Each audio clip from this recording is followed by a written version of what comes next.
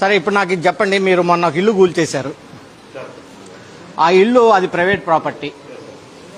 So court నుంచి ఇల్లు కూల్చేయమని మీకు ఏమన్నా ఆదేశాలు ఏమన్నా ఉన్నాయా, లేదా ఎవరు డెసిషన్ తీసుకొని కూల్చేశారు? మీరు అంతటా మీరు డెసిషన్ తీసుకున్నారా, లేదంటే మీకేమైనా కోర్టు ఆదేశాలు ఉన్నాయా ఇల్లు కూల్చమని?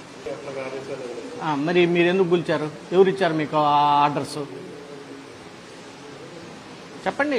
C that is responsible. ఇప్పుడు సివిల్ సొసైటీ మొత్తం భయపడిపోతుంది మచిలీపట్నంలో. ఇప్పుడు పోలీసుల వాళ్ళకి ఎవరు రాశారు లెటర్? మీరు రాశారా? వాళ్ళు ఏ బేసిస్ మీద మీకు 200 మందిని పోలీసులను పంపించారు? See you are a responsibility officer. మీరు సొసైటీకి మీరు ఆన్సర్ చెప్పాలా కమిషనర్ గారు. You can't hide it. మీకు కోర్టు ఏమన్నా ఆదేశాలు ఇచ్చిందా, లేదా పై అధికారులు మీకేమన్నా ఆదేశాలు ఇచ్చారా? ఎవరు మీ పోలీసులు 200 మంది పోలీసులు ఆ ఇల్లును కూల్చడానికి ఎట్లా వచ్చారు? మీరు రిటర్న్గా ఇచ్చారా? ఇంటే నాకు కాపీ ఇవ్వండి. వాళ్ళు ఏ బేసిస్ మీద పోలీసులు 200 మంది వచ్చారు ఆ ఇంటి దగ్గరికి? చెప్పండి సార్, ఏ బేసిస్ మీద మీరు పడగొట్టారు? ఆర్డర్స్ ఎవరు ఇచ్చారు? చెప్పాలి మీరు. వాళ్ళు సెంటరింగ్ వాళ్ళని కూడా వదిలిపెట్టుకోకుండా ఒక 2 రోజులు ఉంటాయంటే టైం ఇస్తే సెంటరింగ్ వాళ్ళు మేము సెంటరింగ్ తీసుకుంటాం అన్నా కానీ వాళ్ళు అదేమన్నా టెర్రరిస్టుల నివాసమా?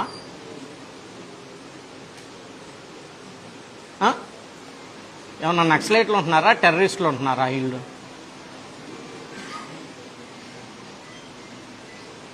లేదు, చెప్పాలి మీరు. అలా నిలబడితే కుదరదు, ఆన్సర్ చెప్పాలి దానికి. ఇల్లు కూల్చేయటం అంటే it's not a small issue, చిన్న విషయం కాదు అది. ఇల్లు కూల్చటం అనేది స్మాల్ ఇష్యూ కాదు. అది 2 వ్యక్తుల మధ్య ఉన్నటువంటి ప్రాపర్టీ తగాదా. అది మీ మున్సిపాలిటీ ఆస్తి కాదు, అది ప్రభుత్వ ఆస్తి కాదు. మీరు ఎందుకు ఇల్లు కూల్చారు చెప్పండి నాకు.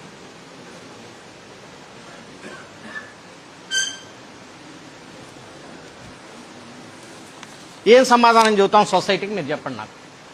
ఇప్పుడు మీరు అధికారి, 2 సంవత్సరాలు ఇక్కడ ఉంటారు, వెళ్ళిపోతారు. మేము ప్రజాప్రతినిధులం. నేను ఎక్కడ చూడలే ఇల్లు కూల్చేయటం ఒక ప్రైవేటు వ్యక్తులు 2 ఆస్తులు తగాద వచ్చి ఒక పక్కన పోయి వాట్ బేసెస్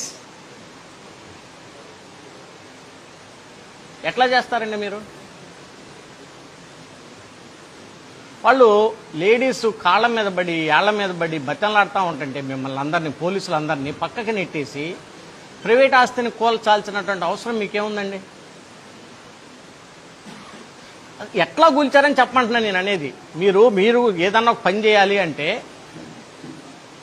ఏదో ఒకటి మీకు ఉండాలి కదా, అధికారం ఉండాలి కదా. ఏ అధికారంతో మీరు కూల్చారా ఇల్లుని? మీకు ఉన్నటువంటి అధికారం ఏంటో నాకు ఇవ్వండి, లేదా మీకు వచ్చిన ఆర్డర్ ఏంటంటే ఇవ్వండి.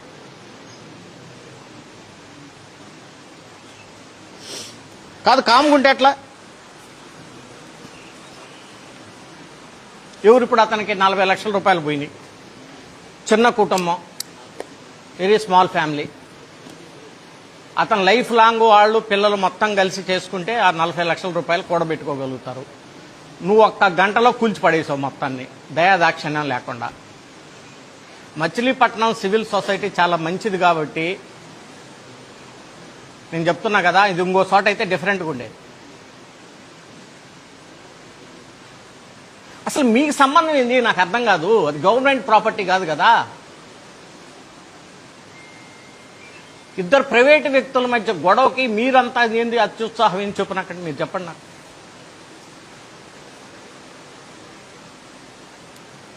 ఎందుకు చేశారు మీరు? తప్పు ఎందుకు చేశారు ఒక ఆఫీసర్గా?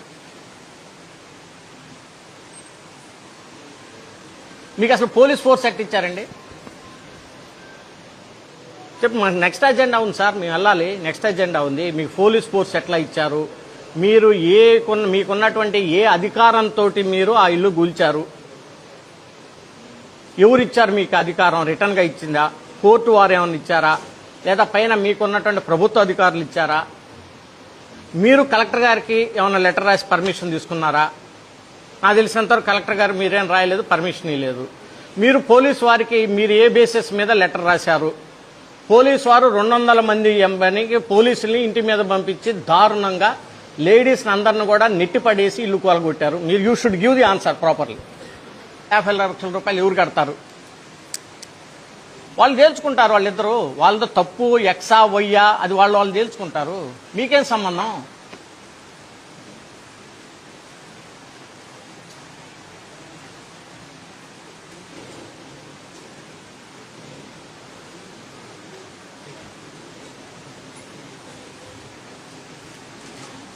చెప్పండి కమిషనర్ గారు.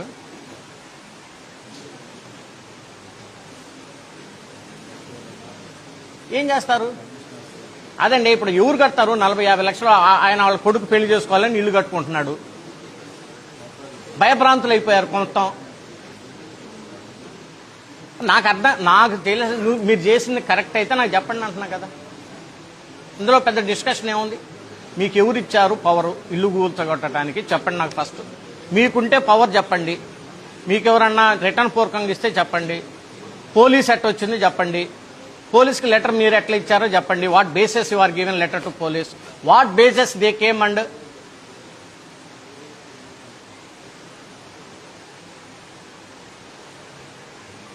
ఎవరు? ఏం జరుగుతుంది అసలు ఇక్కడ?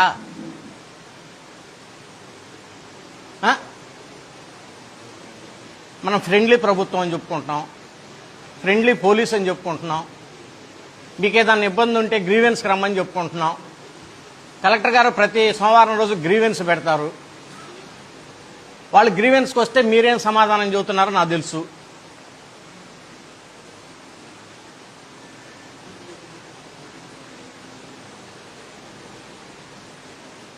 ఇప్పుడు మీరే ఉన్నారు. మీళ్ళు ఎవరైనా కోలుకొట్టుకుంటూ ఊరుకుంటారు సార్? మీరు చిన్న చిన్న తప్పులు ఇద్దరి మధ్య ఉండొచ్చు, నేను కాదంటలేదు. అది ప్రైవేట్ వ్యక్తుల మధ్య ఉంటుంది. తప్పు ఆయిందా ఏందా తేలిద్ది. 4 రోజులు కాతే 10 రోజులు తేలిద్ది, 10 రోజులు కాతే నెలకు తోలిద్ది. మీకేంది? మీకంత ఉత్సాహం ఏంది?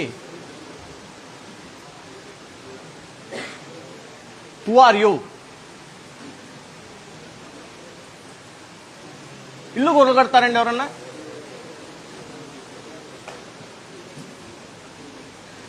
తేల్చండి కలెక్టర్ గారు. అది మరి ఏం తెలుస్తా మీరు తేల్చండి. ఆయన చోట్ల సమాధానం. I'm not at all happy. నేను చెప్తున్నా కదా, ఇట్లాంటి పగోడుకు కూడా జరగకూడదు. I'm telling you.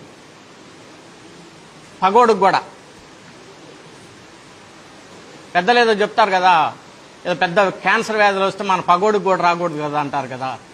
Same thing మన పగోడుకు కూడా జరగకూడదు. ఇలాంటిది ఎలా కొడతారండి? నాకు అర్థం కాదు.